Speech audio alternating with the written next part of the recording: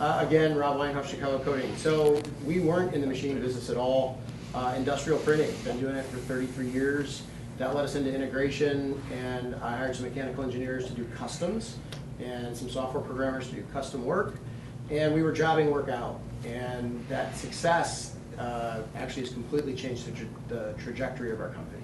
Saw a LinkedIn post, brought my team out here that was totally against coming, and in less than an hour, we were sold. I bought a machine, we had it in, I think, a week. They had it running in 4 days. I have a VF2 Super Speed, a VF4 Super Speed, and a ST20Y. That's all I have. We were 8 to 12 weeks for our own internal use components.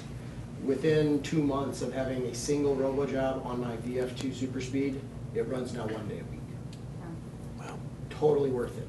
Out in the parking lot, while the beginning of this was going on, we were already talking about, when do I get the next one for the VF4?